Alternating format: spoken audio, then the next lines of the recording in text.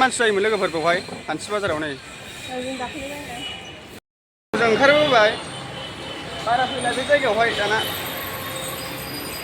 हान्थि बाजाराव फैलायबाय नै लोगोफोर बेसेबांबा गोबावनि उनाव फैबाय आरो बावहाय जाजागौमोनलै हान्थि बाजार बारा मानसि जायाखै दिनै लोगोफोर आं दा गुवाहाटियाव दङ लोगोफोर ओमफ्राय नैबे दखानाव हाबबाय आरोना बे दखानाव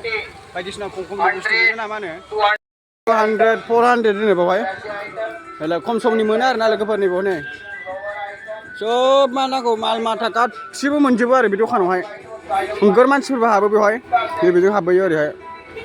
बिराद मानसिफोर बायो मा नांगौ मोनजोबो 20 थाखा 30 थाखा जोब आरो लिरनाय दंखायो नै बेवहाय हनै लिरनाय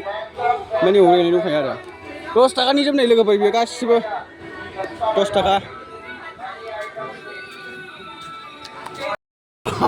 बेसेबां माने गोबावनि उनाव नै रिक्सा गाखोबाय आरोना गोदो आङो क्लास 2 आवसो गाखोयोमोन दा गुवाहाटियाव माने रिक्सा गारि गाखोनो मोनबाय आरोना आदैया जोंना बिराद बुरजा सालायखायो गुवाहाटिसिम टाउनाव नुबाय रिक्सा गारि फुरा आयौ बासखौनो गाखोबावासै आङो रिक्सा गारि गाखोबाय आरो खम समावनो 20 थाखानि गारिया होनारबाय बासआ नै बेजों मोनबायमोन आरो गाखोनाया फुरा नै गोलोमजोब्बायमोन थाबायनायानो ओमफ्राय आदैया खम समनि माबानायखाय दा बेटारि गारि थांनो नागिरबाय आरो गुवाहाटि लोगोफोर बेटारि गारिजों लोगोफोर गुवाहाटियाव बिराद गोबाव जाबाय फैया नै लोगोफोर